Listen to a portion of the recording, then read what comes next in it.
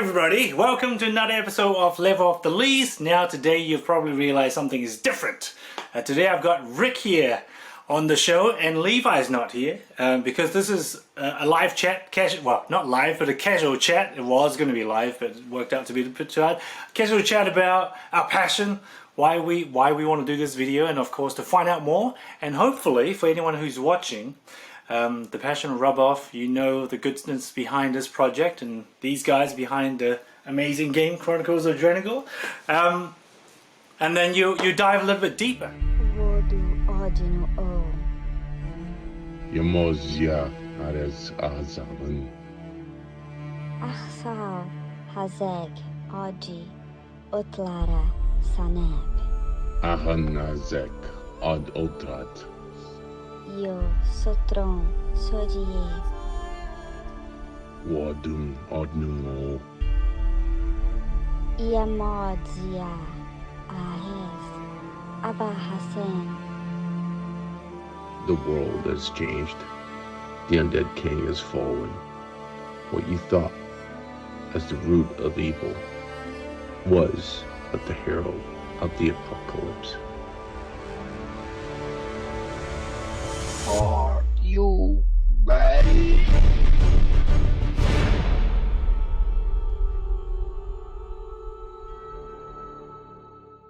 Thank you for being here with us, Rick.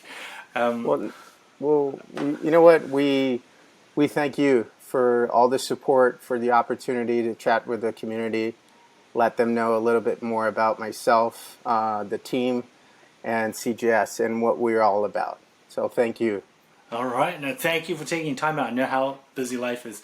So now, before we get into the detail, I guess it's my job to give a little bit of background why we're doing this in the first place, because one of the primary reasons of why I wanted to do this video in the first place was I loved Chronicles of Drunagor. Really loved it. It was one of the first videos we did with unboxing. Started a whole YouTube channel. And then, you know, 1 year down the track, I realized pretty much everyone I speak to have no idea what I'm talking about. Who is CGS? Chronicles of Drunagor. And then I thought, oh wow, wouldn't it be great if people know more about this game, this project? So I thought, well, he's a crazy idea. Why don't I reach out to the team and see if they want to have a chat, now that I actually have a channel with Levi, you know, Level of the Least. And so that's how it started. And then the CGS team, which is Creative Game Studio, the guys behind us hooked me up with Rick, who's of course a co-founder of CGS, and just to have a chat, right? Because if people don't know about this, they should. This is why we're doing this. Now, it has been our favorite unboxing experience of all the Kickstarters and all the games we've bought so far. Recently, we got into more games, but it's not a hype. It's not a sell. This is by no way commissioned or scripted. It's just we love this stuff, and you know, let's have a chat, meet some cool people, level up. Now, my son had such a good time unboxing this game. I dare say to the community is it's kind of a big proponent of getting our family into board games.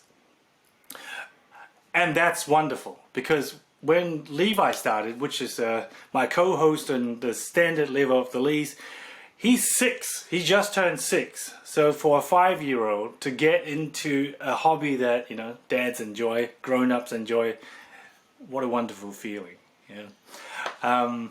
And so here we are. I've got Rick here. I've got some questions for you, but I guess before I get ahead of myself, I want to ask you, Rick, so how would you describe Chronicles of Drunagor to other people out there who don't know about this already? Well, I mean, it's hard for me to not be biased. I'm part of the game, at least a little bit, but Chronicles of Drunagor was a dream coming true for us and for every partner at CGS, right? So I have 3 other business partners, Rico, Danny, and Marcio. We all started the company in 2017 with the desire to launch Chronicles of Drunagor. But we were very unknown. Nobody knew us or knew us. then. So we launched the Towers of Arcanos on Kickstarter, and it was a decent success for a little company, which allowed us to fund the project for Chronicles of Drunagor. And we're talking about a dungeon crawler with a DNA of D&D and adventure, inquiry, team action, with a lot of different tools. So we tried to innovate, right? So that's how we decided to use the door system, which it is different. It's not same. It's not the same. I guess. And I would describe as a dungeon crawler that you can play true solo, different than many others that you really can't. Where you will be exploring with your friends in a co-op or not situation where you will encounter different interactions with the books, and your path will change accordingly depending on your actions and reactions. So I would say is very unique in that way, and that's what I think a lot of the community really enjoyed our game. Wow. I don't know if that answered your question. Yeah, no, it's very interesting you said it, because a few points that this is of course unscripted, so I have no idea what Rick is going to say, and it's interesting because what you've highlighted is how we got into the game. So it was, I guess, a couple of years ago now, maybe even longer. I've completely lost track of time since COVID. I wanted to get my son to board games, and D&D was a huge thing, right? It's still a huge thing. And I was actually looking for D&D stuff. I joined a D&D group to get started, and I thought, I just want some cool models. That's how I started and found Chronicles of Drunagor. I thought, man, this is cool models, and it's got a terrain system.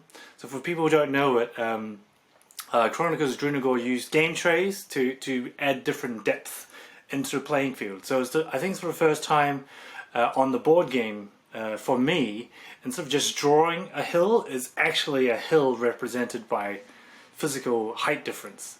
And I thought that was super cool. But what's more is the whole idea of leveling up, adventuring. I know my son is a competitive guy, even though he was 5. I was like, I don't want him to hate playing with me. I want a co-op adventure. So it was co-op. It's got D&D elements. It's got D20, right? How you hit and stuff. Perfect. Let's buy that. Back to campaign, I mean, and then forgot about it. And then it came. I was like, whoa, this is awesome, yeah. Yeah, so... And the other point that I forgot to mention too, within the DNA of the game, I think there's a bit of the RPG. A lot of people love that. So that goes a lot into the designing and the ideas that we play with. A lot of them, as you played the game, you saw it.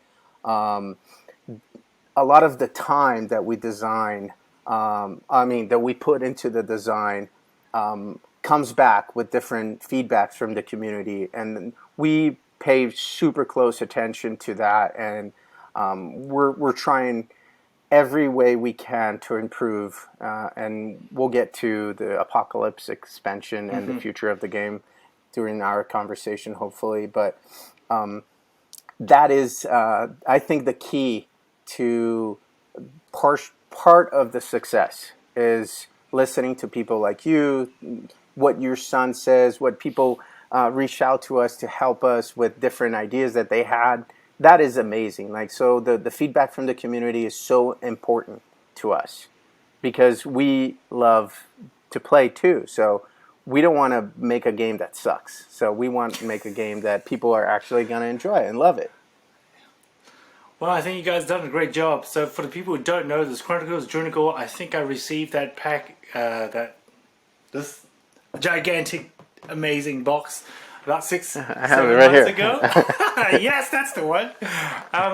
The components are amazing. Like, blew me away. I guess I was still kind of new into this whole board game domain coming from computer games, and I thought, wow, if every game is like this, I would totally spend all my time here. Well, I shouldn't tell my wife that, but yeah, totally spend a lot more time here. And then I realized it's not true. Not every game's like this. Most games are not like this.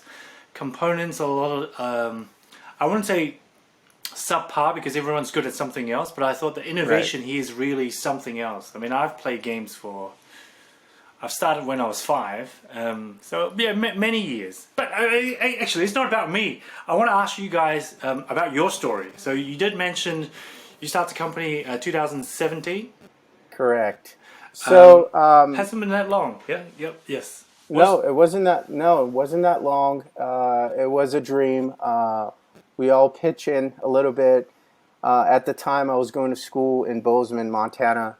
And, you know, as a student, I don't know if you're familiar with the life of a student, you've probably been one, but it's not very, it's not very easy. But, you know, we got together, my partners live in Brazil. So from putting together money to have 3D prints and create ideas and put together stuff and play test, that was, like I said in the beginning, it was a dream coming true. And we tried to do that with Arcanos. It was our very first game. It's more like a family game, so a little different feeling than playing, you know, Chronicles of Drunagor, obviously. But we had that idea. We had many games that we wanted to develop based on inspiration from other people that had ideas and put themselves out there and made games. But I had the luck, I guess, is we had different types of visions, right? We're 4 partners, so we all add, which was fantastic. So Marcio, for instance, one of my partners, was a friend for, or is a friend for over 30 years. He's business oriented, and I am different. I am better with marketing and talking to people. At least I think I am. And I had a different input than my other partners. Danny and Rico, they developed different games for big companies here in the U.S. And they're very successful doing that. And I told them, I was like, how about we start our own company and we try to do that? So Creative Game Studio was started literally in my tiny little apartment in Bozeman, and we're here right now. And you mentioned quality of the game, and I think it's a very important thing to chat with the community, because when we got funded at Kickstarter, we talked internally, and we're going through the process for the second time with manufacturers, and we decided to have good quality product. We don't want to just make any game. We want to make a good game that people will like it and it will last, and they feel that they're getting value with their money because they're investing in us. That's basically what it is. And when it came down to having better parts, we decided, let's do that. And then when it came COVID and logistics was crazy price, we said, you know what, we'll pay the extra. Let's deliver what we promised, which was March 2019. And we did that, or 2020, excuse me. But we try our very best to thrive in our commitment with the community and deliver quality, and you know, it's our word, and we're here for the long term. We have many games developed already in the pipeline, and we actually decided to have a different company, which is called For Fun, which is more family games. So we're gonna, soon you guys are gonna hear about us in a different approach with For Fun. So the company, that's kind of how it started. Friends questioning why not, and working very hard and putting together a team that believed in us, and you know, they're super loyal to us, and we love our team. Oh wow, that's a whole lot more than what I read about online. Now, you mentioned, you know, it's just 4 guys, passionate, want to make a difference, getting into that. I guess a couple of questions from that is there a specific mission that you guys have when you started all of this? I heard about what you said was, quality components. You want to make great games. Is there well, I don't know whether you would be giving away spoilers. So I don't know whether it's appropriate to ask you, but I'm thinking, like, is there a big vision to this? Like, I'm thinking about the Marvel universe, how everything ties together. You want to do a big thing, like. Yes, I mean, we're not here to conquer the universe in that matter, but we do want to. This is what we want to do, and we all have to start at one point, and the beginning, it's never easy. Obviously, there's a lot of sacrifice, and people think, oh, those guys, they made millions. Well, production, there's so much to go into that I don't even want to go there. But the truth is, we love what we do, and the reason why we wanted to do that is you always think about moments, right? And I think COVID, with all the issues that we had, unfortunately, I lost my brother and my dad during that time. But we want to create moments, like the one you have with your son.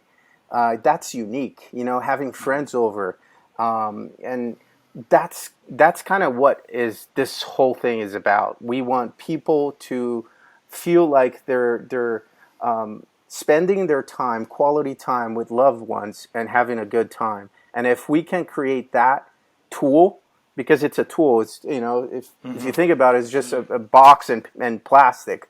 But if you can generate with that a unique moment to family and friends, I think that's priceless. That's the bottom line. But we have other plans. Yes, Chronicles of Drunagor is, we're talking about chapter 1. So Chronicles of Drunagor, Age of Darkness, and Apocalypse. That's 1. But we think there's more stuff coming regarding to that. But on the same page, we have other visions and other types of games that we're working on it right now, in fact. But I can't really tell you much, otherwise I will spoil, and my partners are going to get mad at me. But yes, we have... we have something unique coming in the pipeline. Ooh. Yes. Yeah, that's fantastic. But I want to go back to one of the points you made before, and that's like a special thank you to you guys, and hopefully share this with the community with people who are watching. How you guys about creating special moments.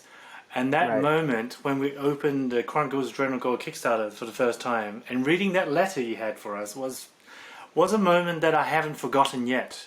It's pretty much, I don't know, 18 months now since I've opened that. Getting goosebumps here. When did I open it? I can't remember now. It's been such a long time ago. But is it May 2002? Wait, it can't be. No. Yeah, it would be this year, right? It was this year. God, COVID messed up my timeline. Yeah, I think it might be about half a year messed up ago. my timeline too. Yeah. I have no idea. But in this space-time continuum where COVID exists, and I forgot about the dates, I think it must have been this year, because we only started the channel this year. So it must have been this year. But I still remember vividly when I was reading that letter. That was printed, of course, and it was a one-of-a-kind experience, and that made me spend a whole lot more money on Kickstarter that I shouldn't have since that letter, because of you guys. So good work on that. Oh, and no. That's definitely a special moment, because that's what life is about, right? Like you say, board games are a tool, but remembering that with my son, and now my son wants to do video. I mean, all comes together, right? But thank you for that. Yeah. So No. I mean, I'm not going to get emotional, but I'm goosebumps all over the place. It's so rewarding to hear that, and I speak for my whole team. People sacrifice a bunch, and I'm not only talking about me, just trying to create something from nothing, it's and when you see out there and that moment, the first time I saw the video, I can't remember if it was one of my business partners that shared or I saw it. I can't remember exactly how it went, but I was like, look at that's so cool. Like that kid, your son, just like going, like his eye was like, whoa, look at this, look at this. Like that is so cool. For us to see that, I mean, that's it. It made my day. But for you and for people to experience that, that's what we are all about. And I can tell you there's a lot of creators out there that feel the same way. That's the spirit. That's what they want. And when the community give us a feedback or say there's a problem, and right now, yeah, there's thousands of emails coming in. It gets sometimes to be tough. Like we don't have a big crew yet, but when we hear that, and then you help somebody, and then the person says, thank you so much. Or there was a reviewer, I'm not going to mention his name, that he wanted to play the game, but he was like, I'm kind of short of money. I sent him the game, didn't say anything, I just sent him the game. And it was one of my games, and I sent him, and he was so stoked. Like he watched, he played, he made a video, and we love that. We love the fact that the community is involved, it's engaged, and like you said, it's not just talking about the problems that we all have. And I think that's why we do it.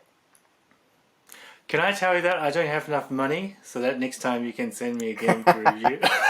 Okay. Not no apocalypse, which we're talking about, because I already got no end on that one. Well, you know what? What if a big dragon decides to deliver the game for you? Oh, that would be a moment to remember. Whoa. Well, I hope your son doesn't see this, but we'll have a surprise for him. He hasn't. Yeah, he's Okay. not here. Okay, there's one thing I want to touch on about, well, there are 2 points on what you've said. One is about sacrifices. I definitely want to talk about that because I think genuine consumers and even people on Kickstarter now, they just don't realize how hard it is for small studios. I'm not going to say you guys are small, but I'm just guessing. You guys just started. So you can't compete small with people who've been around for a long time, just throw millions into inventory and logistics.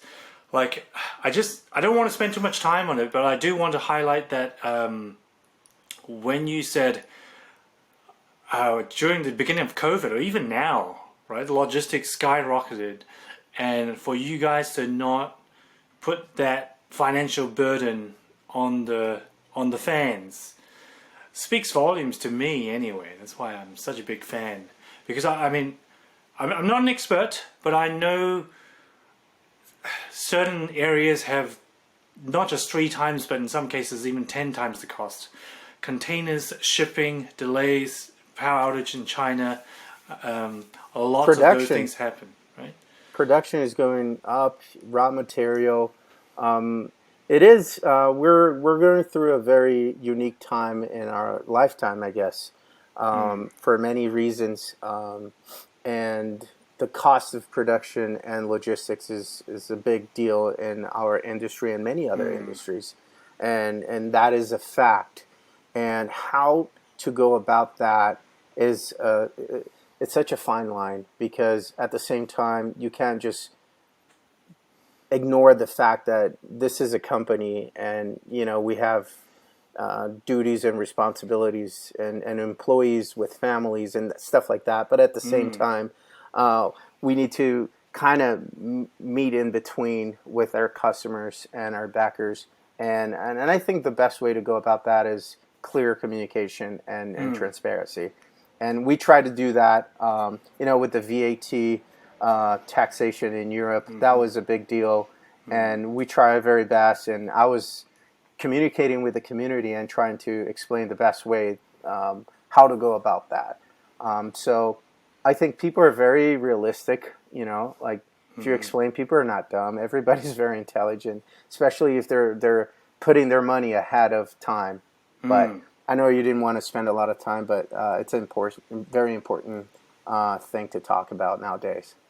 Oh, absolutely. And I want to highlight how much I appreciate the communication and what you do with the community, because I guess I never really worried about your project, which is another thing I hope we get to time to talk about later. How you guys run the Right. campaigns is, I'm such a fan of how you guys do it.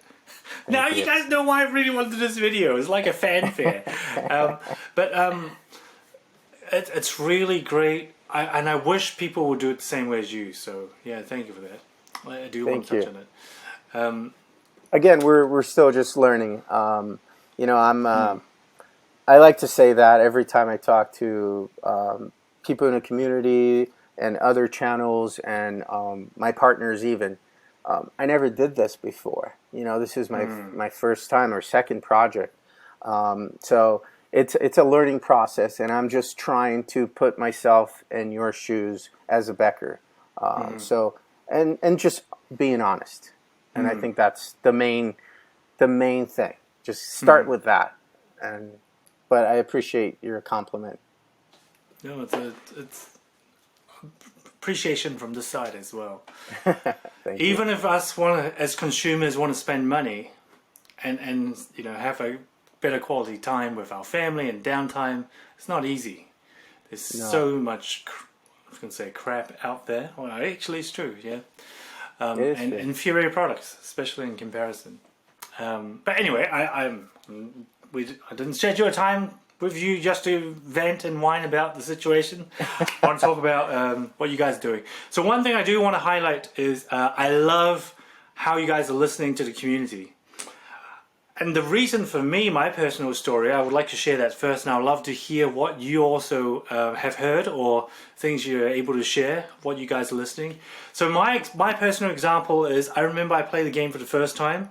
I thought, wow, this is amazing. And I happened to be playing another game at the time. It's a very narrative-based game, and they have voiceover. Right? There's someone speaking over the game. I thought, wow, Right. that's really neat. Yeah, I really enjoy that. You know, that was my beginning of the Kickstarter journey. And I remember I put in a comment, oh, I wish, this game was great, but I wish, you know, someone would do the voiceover. And then here we are, 2021, you guys have that. Dude. Boom! We- And I mean, then another nothing. one, right? And then another one. I thought, wow, the whole game is great, but to track those cubes with the life points is so hard. I wish there was something else. I know I didn't buy the tray before, but I now know you guys are doing double-sided this Yep. year. Boom! So it's double-sided, so then they don't slip away, right? So you can track their health Correct. without any stress. Again, we're listening to what people are saying. We can't think of everything, and a lot of times, it's not just to create more stuff or more items or solve problems. There's so much that goes into. There's the production issue. There's the box. Will it fit in the box? Like it's so funny. It's like putting together a puzzle, but it's constant. Because if you do anything with the game, you're trying to expand, and then people are going to talk about the storage issue. It's a big game, and we get it. But game, yeah. it's so hard to put everything together and make the perfect solution for everything. But we, again, started by listening to the community. Who better than other points of view on the same subject? Yeah, it's beautiful. I remember the one time I started to notice that was because you guys have a Facebook page. That's how I started Correct. communicating with you guys and found this opportunity to talk to you in the first place. You guys were doing a poll on how to better store the tokens, because I liked the tray before, but I think it's kind of messy to get stuff out. And you guys just designed better trays, and you asked for feedback, and boom, here's a new tray for the 2021 version. And it's something that was very cool too was with GameFound, the fact that we can put the polls in the updates.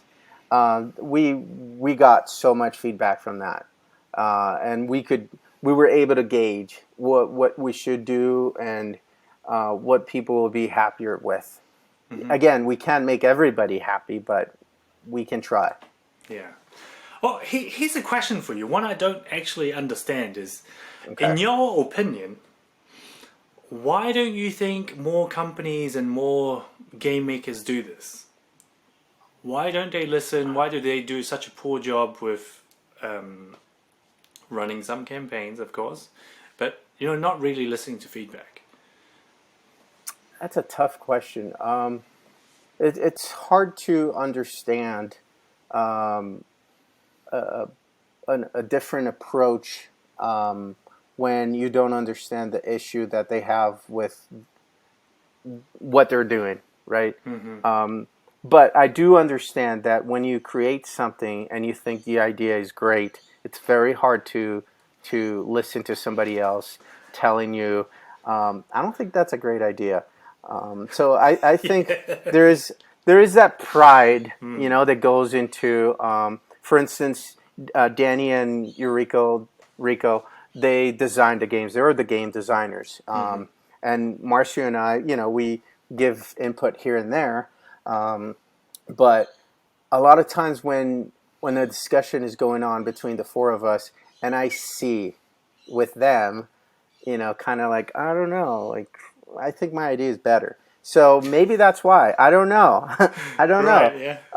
I think that's the best way that you can improve as a human being, by listening to a feedback from people that either know you or know your game or know your product. Actually, as you're describing that, I guess I kind of understand it from a operational perspective. It takes a lot of conscious effort, and it does take a lot of time to get the feedback and, of course, execute on them. Because what's the worst case? You ask for feedback and you go, thanks. Anyway, we'll do it this way. That's what you get. Yeah. But there's another point, too, that a lot of people don't think about. When you have a design put together, you already have the design put together, and then you change something that's so crucial in the game to go back to make everything fit to that new idea. We waste so much time with that. It's so hard. When you find, you're play testing and then that's not going to work. And then to back paddle, that's very hard. But again, feedback from the community is the best way that you can improve, period. That's my point of view. That's how I see it. I love that. Oh, well, that logically segues to the next thing I want to ask and talk about, which is the campaign side of things. So you mentioned already GameFound is where you guys are running your Apocalypse campaign this year. And previously, it was on Kickstarter. Correct. I love how you guys are doing the polls, just picking the minions and picking what we want. It was so much fun. You guys even gave it a very cool name, right? The Olympics. Yes. It was during the Olympics. I mean, that was just obvious for me. And it was that people that are not familiar with a crowdfund event, and you reach the point that things get a little bit slow, and people get, the backers are like, come on, I want to see another, a new boss or whatever it is. Like, I want to see more money so we can see more stuff coming in our way. And, I was talking to my partners and we were like, okay, well, Olympics. Let's come up with something that people are going to give their opinion to us and tell us what they want, and reward, if they get 2,000 votes, they will release a new item. And we play that for 10 days. Some days were great. Some days we'll get really, backers getting mad. But I guess it's just part of it. When they couldn't release the free items, but it was just something fun to have fun. I think a campaign, it's not just about the game. It's about the process and people enjoying themselves and checking in, after a day of work, going in there and see what's going on. And I don't know. I just wish that I had that experience as a Becker. So why not try to replicate that for our Beckers? I love it. Well, in some way, I hope people will steal this idea, so all the backing experience will be fantastic. But of course, for you guys, I hope people don't steal this, so you guys will remain. No, amazing. they. You know what? We're very creative, so we'll come up with different ideas, and that's how it should be. You know, I think that's how it should true. be. Yeah, because I mean, I'm a Becker too, so I want to have fun too. Yeah. Well, in a way, I almost hope people don't do all that, because if every campaign is so much fun, money will be just out the window all the time. But going back to the campaign, I guess another thing I want to ask is, I had this question before, and I want like my friends that I introduced Chronicles of Drunagor with to understand this concept as well. When you create a game, you know, people think about, well, I just go to a store and buy it. Well, of course, now is no longer the case. You know, we have to develop it, fund it, you know, distribute it, and the standard channel of course, brick and mortar online stores. Now these days is Kickstarter or GameFound on your new one. What was your decision behind going with crowdfunding instead of just, we got a great idea, right? We run a product, develop it, push it out to the market. Now, what's the thinking process there? And I would love to know if you are able to share any pros and cons from the experience. I mean, our experience was just the obvious one. We thought we had a good idea with Chronicles of Drunagor, and we had a little bit of money from Towers of Arkano, not a lot. We ended up paying a lot of taxes in Europe, and we didn't know about that, but you know, it's a beginner error. But the reason for the crowd fund is there's no other way to get a feedback from the community to really validate your product than people expecting for that, investing their money and time, waiting, and you finalizing and delivering. And as the community return their feedback and saying, great, try to fix this, this, and this, and then we can improve. It's much better than putting the money, and maybe you're going to make a lot more money if you send it to distribution, but the problem with that is you're not going to get the same feeling with the customers that right now we're having. Like it's a different thing. It's kind of like you're having a restaurant that you know the chef, then going to just a franchise and buying something that you have no connection. Like, I know a lot of the Beckers. I know a lot of them. I have so many that reached out to us and wanted to help. And I don't think we would be able, and I don't think anybody else would be able to have the same relationship than going through that process of crowdfunding and knowing people and getting help from the community with feedbacks and stuff like that. So for us, it was more like a grassroots movement than anything else. Right. And I was going to ask this, but it sounds like you've already answered it. It sounds like it's been a really good experience going from the crowdfunding route so far. It's so wild. I'll tell you this. I don't sleep. I stay on the computer, and I would come home from school. I just recently graduated, and I would come home from school and get on my computer. My wife would, like, dinner's right. Okay. And I'll be, like, talking to Beckers, and I love it. I tell you this, it's so stressful, you know, because you have your heart there, and you don't want it to fail. You want it to succeed, but at the same time, it's addicting. And yeah, I can't go anywhere. I'll go for a walk with my dog with my phone and checking the project, new questions, new comments. I swear. But it is a lot of work. But I say that for the whole team. I think it's a good, rewarding work. Okay, that makes a whole lot of sense. And it shows. I mean, you guys really do feel you listen. And you are... Well, actually, I want to jump on to the next one I wanted to point out and talk about that briefly, which is, you know, the innovations you guys are doing with the campaign. Well, first of the innovation in my view is, you know, more fun ways to make the campaign interactive and easier to participate with, which is the Olympics and all that other regular feedback and interaction you do on the Facebook group and of course in your active campaign. And The other one I want to, I guess, thank you, and I hope people will continue, is, think about new ways of funding the game for backers. So this specific one is, I know you guys are using a system, in this case EzPay, so people can pay in chunks, which I imagine would help a lot of people. I mean, I am one of those people who's on EzPay.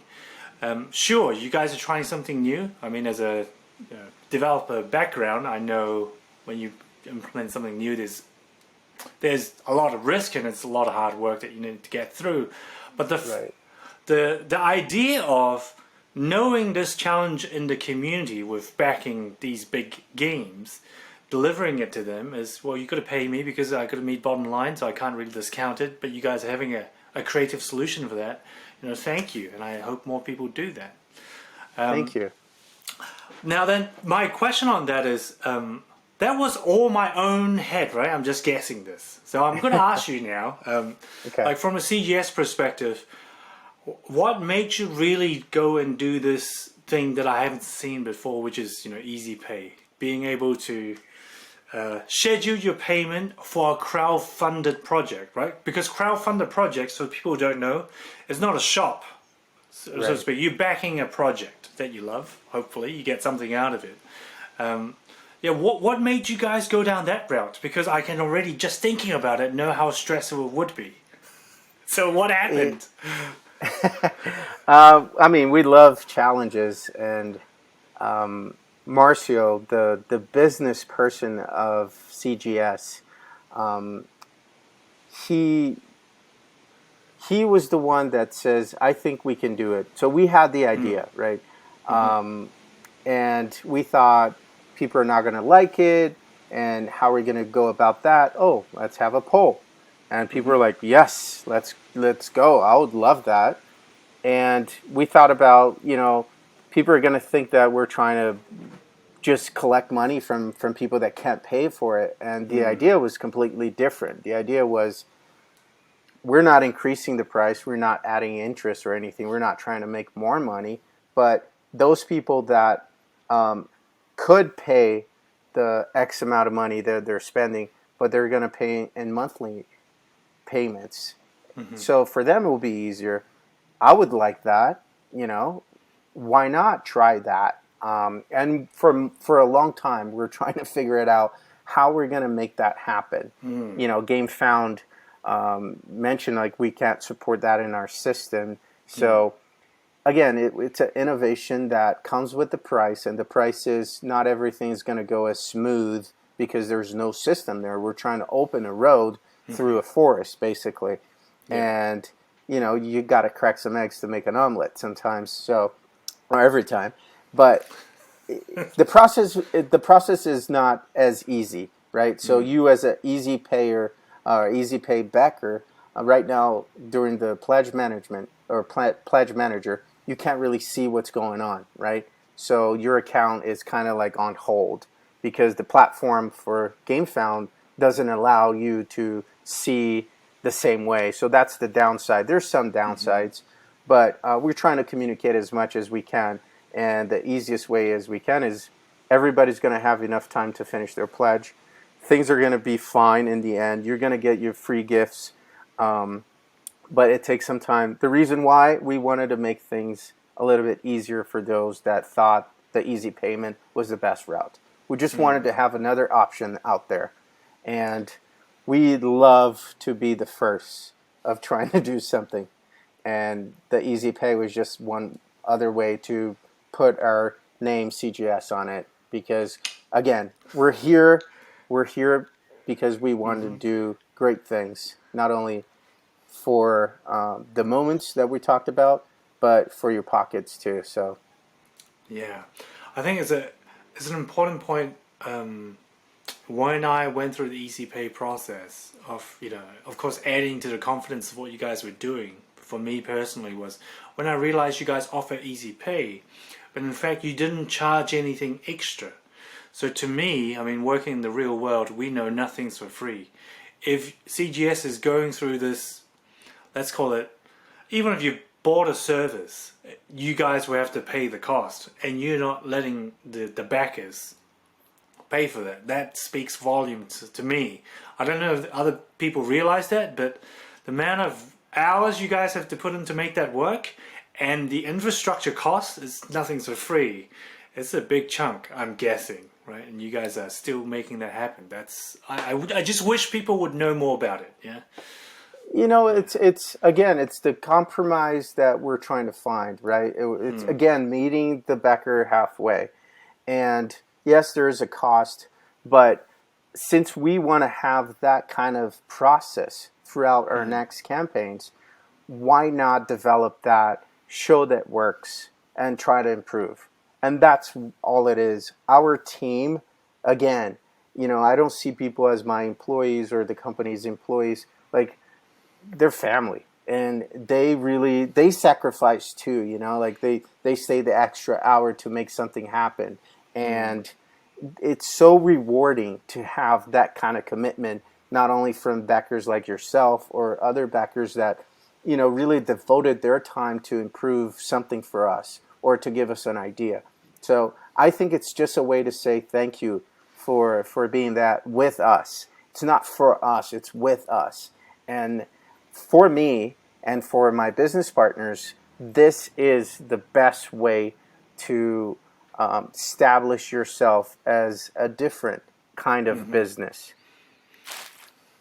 In the end, again, we are customers too. You know, we buy from big box companies and small little guys, and we like certain things and we don't like other things. So we try to put that, our life, what we like, and then put it into the game. Well, I think this, I love this in that game, so maybe we can do that, but in a different way, and how to run the business.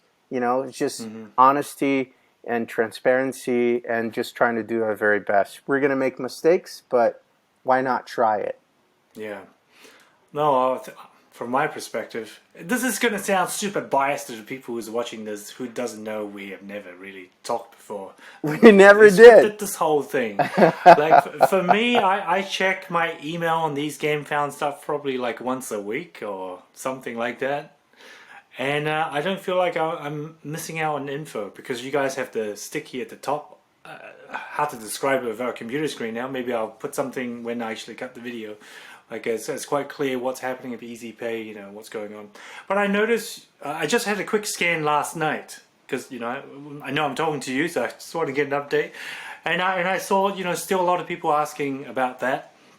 So if you had a 10-second message for people who is concerned about their stuff, you got anything to tell them? There's absolutely nothing to be concerned. I do understand their desire to see it going through, but I was even talking to one of the boys with the team. We're receiving a lot of emails that we send out a form so people can put their pledge, their name, what's missing. So we're just doing it manually, and you know it's kind of like a one-man show to double check everything and get things through it. But everything's going to be there. You do not need to worry about it. We're getting through it, and if you do have issues or questions, you know, send us an email. And we'll get to it. That's basically the truth. It's going through, and the EzPay, it's just the Becker won't see it, but it's there. The team have it sorted out. Yeah, don't worry. Yeah, money's not going away. Yeah? No, we're not. You know, people know where I live. People know my name, so they can hunt me down. Wait, do people actually know where you live?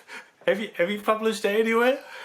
I mean, I think it's right in the business. I mean, the business, yeah. It's here. Yeah.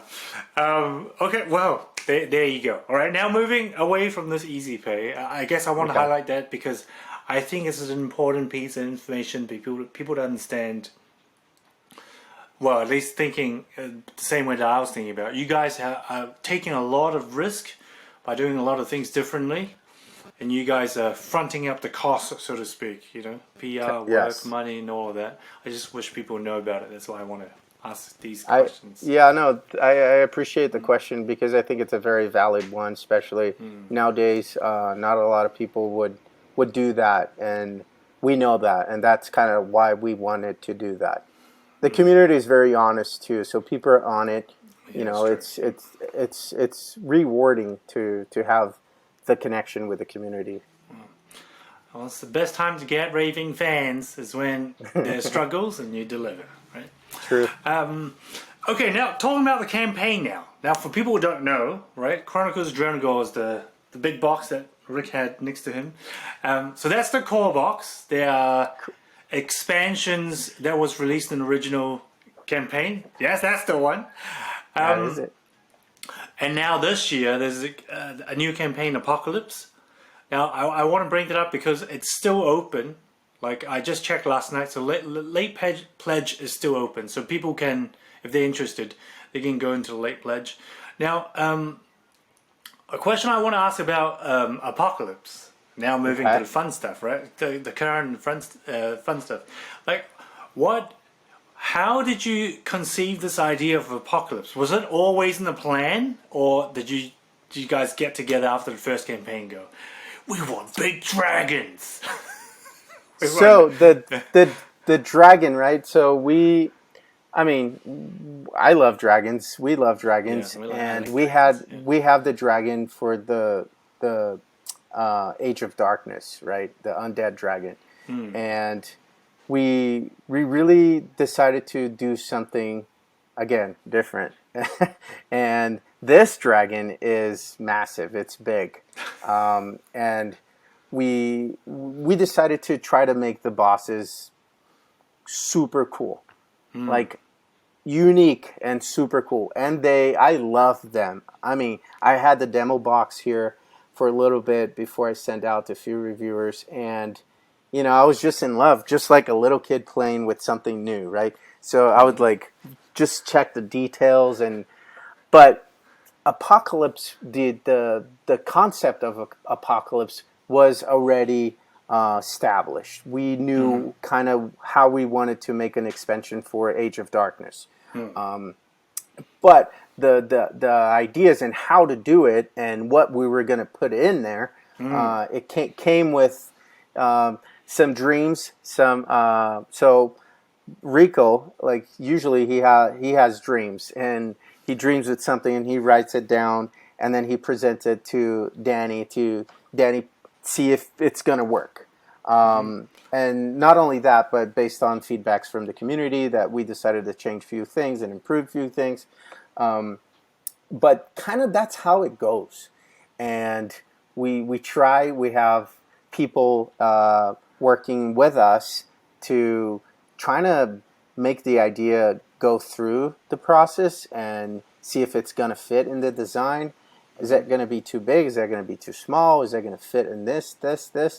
And the end product, we loved it. We loved the name Apocalypse, and we love the fact that they talk about the 4 bosses and hunger, plague, war, and death. And the designs we put out to the community to say, what do you guys think? Do you like this design? This box? And people will give us their feedback, and we'll go with that. The majority of people love the new box better than the one I thought people would like it. So we go with it. We have to be a little bit humble to accept the feedbacks, like we talked before. But I seriously think if I'm just going to invite people to come to the GameFound platform, check out Chronicles of Drunagor. I don't know if you're going to have a link or something, but they can go in there. Late pledge is open. They will be able to see what we're talking about, and I really believe that backers are going to be extremely happy with what they're going to get. And and I'm not going to say anything about the next project that it's going to happen, so I'll get into trouble. I was holding my breath. Yeah, that was really cool. And okay, all right. Now, here's another. Hopefully, a quick question. Now, for people who are getting into this universe of Chronicles of Drunagor, it's a big universe, even though you guys kind of just started.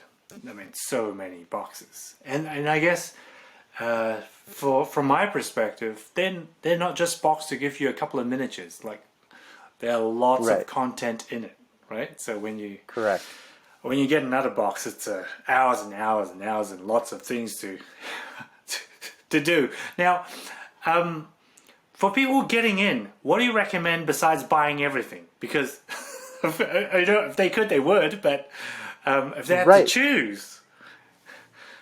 I think, seriously, in my humble opinion, I say go simple.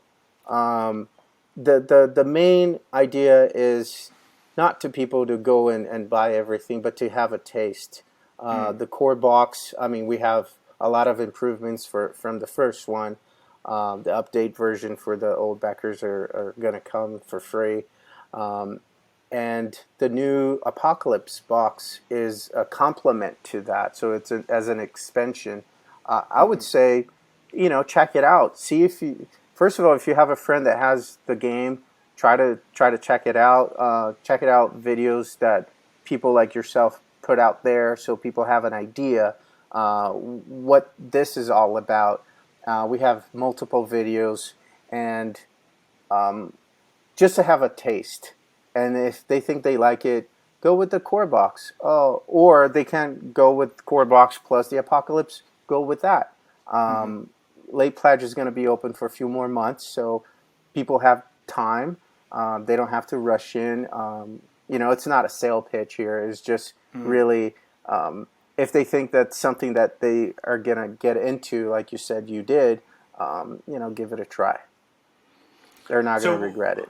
So would you recommend getting the core box only, or if they're going to get two? Okay, so I'm thinking if I get, let's say, if I'm trying to get one of my friends into it, you go, well, if I get the core box, because I got to get the core box, right? So that's a no-brainer.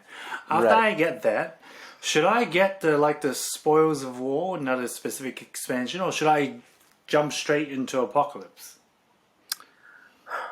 I think Apocalypse, because it's a development, right? So I think we're improving as we're going. I think Apocalypse will give that person a more for their money, I guess. Like they're gonna have something extra than stuff that we did for AOD, if that's all they can get. But within the AOD, Age of Darkness, the first campaign, there's so much expansions within that I love. I love the Undead Dragon, and specifically, but I think Apocalypse, you would just get a lot more for your money because you're gonna get so much more content with it. I think that's my opinion. But if they're going for two, if not, the core box is a great start. By the way, I just love how you guys did the bosses for Apocalypse, because for the people who don't know, CGS decided to include all the cool bosses in the game, so you get a standee instead of the full miniature, but if you want to upgrade it, you can, which is all inclusive, right? That's how I process it. That's great. Which was very trick to do too, because we didn't want to. It's kind of like going the fine line again. It's not going to be perfect, right? But the standee was just an idea to make the core Apocalypse cheaper. That's basically what it is. Like, I don't want the big miniatures, or I don't have the money for the big miniatures. You still get the same experience. That's it. That's great. Because I'm thinking normal practice would be, why give you this game? You get one boss. You want the other three, you got to pay the extra DLCs and all the add-ons, expansions. You guys a lot of people don't know that. Yeah, a lot of people don't get that. They we got a lot of bad feedback from the community when we decided to go that route. But the truth is, it would cost you a lot more if we did that. Yeah, you would get people don't four big that, boxes. Yeah? No, I mean you get 4 boxes, and then shipping would be more. It trickles down, action reaction. But we just try to be a little bit more realistic and give our backers some, or not some, less expenses for the same experience. Yeah, I wish people know. I don't have that box next to me. Yeah, I was just gonna say, I'm not gonna show the name here, but I got a dragon from another game. That cost $200. So that's how expensive stuff are. And people don't realize it. So And I mean, if you think about, this is one boss, right? Yeah. This is one boss. Look at that. Look at the size of it. Like, it's bigger than my head. Yeah. And so, if they go with that, they're getting 4. And it's not $200. Yeah. Well, this is spur of the moment thing. Can you guys make a skirmish game out of, like, a skirmish side game from this? Because I love skirmish games. That would be so cool if you can, put points together, build warband, and Again, that's a feedback. Yeah. That's a feedback. Right. You might get. You don't know. You can't tell us a lot of stuff. Right, okay, well, I'll wait. But there you go. I've got a couple of more questions, and then that's probably what we have time for. So first up is, Levi wasn't able to make this interview because otherwise, it's very difficult having a 5-6 year old, someone kindy, to have a conversation and have it flow. So I've asked him to give me some questions to ask. Here are my 4 questions. When will the apocalypse come? Tell me the full date. I guess he's more asking when would we receive it. Okay. Yeah. So, the idea is that next year, by the end of next year, it's hard to say right now specific date, but that's the plan. Till the end of next year. Mm-hmm. End of next year. Okay. End of next year. How did you make the stories? Oh, wow. It wasn't me. I have no merit on that. But yeah, we have a writer. Again, Danny and Eureka, they think about it. They put the crazy ideas together, and then they kind of put the story, and then we give it to a writer that it's a in-house, and the writer just flourish that idea. So basically, Eureka and Danny, they plant a seed, and then the writer just watered the plant until it grows, and then they check to see if we approve, if we want to add, we want to change something. So kind of that's how it goes a little bit. But always starts with the crazy ideas of Rico and Danny. Okay. What will the next few campaigns be about? Ooh, that's a spoiler. So all I'm gonna say is the world of Drunagor have many realms, basically, and as the heroes go through the adventure trying to defeat darkness, as any enemy, it will counterattack. And so the story will evolve from the destruction and the rebuild. And based on the actions of the heroes and the light and the good beings of Drunagor trying to defeat darkness, more will come. So again, it's all about inspiration. So more good will inspire more good, and the evil inspire the evil. I guess that's kind of the both worlds that I guess humans go through too. But we hope to get to the end of the story and heroes will win, hopefully. Hopefully.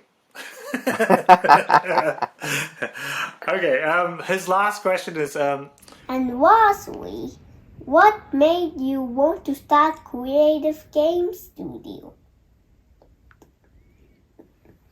Bye! Well, our passion, I guess, our desire to innovate, to create, to put something out there for people like you and other people around the world to enjoy, create moment for families and friends to get together and have a good time and experience that adventure, whatever the game is about. So it was really, we were inspired by others, and we decided to do the same. And why not try something new? It might just work. Well, I hope it's working. For me, it has. All right. Now, to close, then, I've got one last selfish question. Now, for me, I love this game. I really like to play it.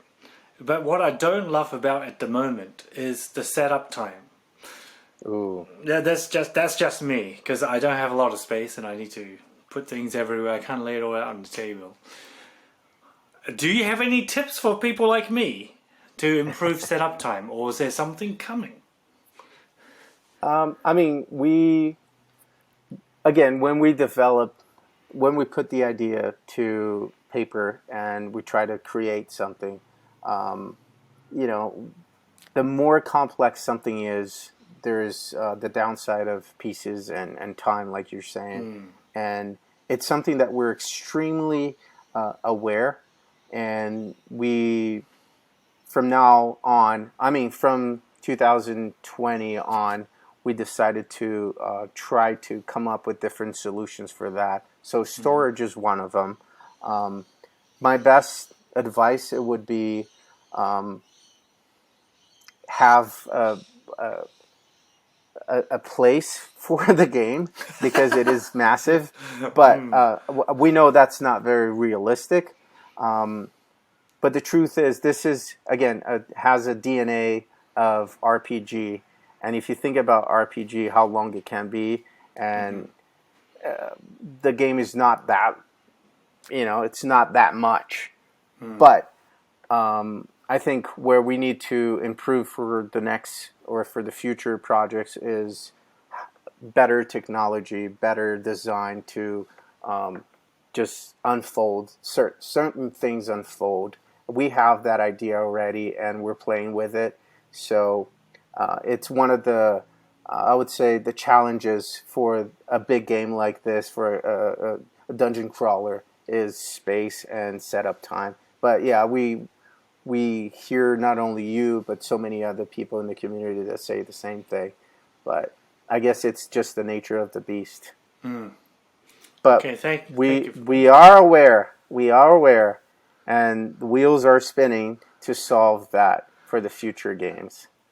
That's great. Well, I guess I'll have to back that when that comes out too. I guess, okay. In closing, a few honorable mentions that I didn't get to bring up before. One of them is a real feat that we got to play Chronicles of Drunagor with my son, who's in kindergarten, for 7 hours straight. Yeah, for a 5-year-old to stand for 7 hours, that's a feat. So wow. Feedback to you guys. Good work for that. Wow. And some other innovations that I remember, but I forgot to mention during our chat before, was how you guys did the QR code for the doors. So how this game works is, as you explore through the dungeons, when you open a door, the door tells you what happens next. So you guys are trying innovations of that. I can't wait to see what you guys would do next. I don't know whether it'll be a random room or things like that, but yeah. That's really, it's out cool. there. Some cool ideas. And I think the foreteller, for English speakers, I think it's going to be insane. They are so good. So you will see some cool stuff with that too. All right, okay, I'm looking forward to that. And then the last cool thing for the people who don't know about this game very well is the combat system. It's based on cubes and how you allocate cubes, so it's kind of like a Euro game, but not. Really love that aspect, because it really breaks apart from the standard RPG, adventure, dungeon crawler mode. I really appreciate that. So, but don't listen to me. Check it out. At the end of the video, I'm going to put some links when I put the whole thing together eventually. I hope that anyone who's watching can get something out of this. And if not, well, you got to listen to us for, I don't know, a few minutes. Thank you so much for your time, Rick. No, thank you, man. I really appreciate the opportunity to chat with you and to meet you finally. Thank you. Thank you for that first video. That was the cutest thing ever. Your son is amazing. He's great, yeah. He is amazing. It's created a moment for me and my wife that we won't forget. Like, Wow. especially when he was trying to say apocalypse. Like, he was so excited to announce your next campaign. Yeah, it was so funny. That's awesome. Yeah, no, that was really good. Thank you very much. I hope this won't be our last chat. And for people who are watching, do check out that video. We'll put some links inside this video so you can see what we're talking about, and hopefully join the fun. You know, this is where we level up. Yeah. Thank you. All right, thank you for your time. Thank you, man. Have a great day. Likewise. You would do this as an exercise break.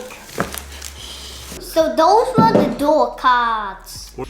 Smells like new paper. The start here. Start here guide. But in 21, the occupies is coming. The apocalypse is the apocalypse is coming. Dear Becca, our team is extremely pleased to deliver you the results of years of work.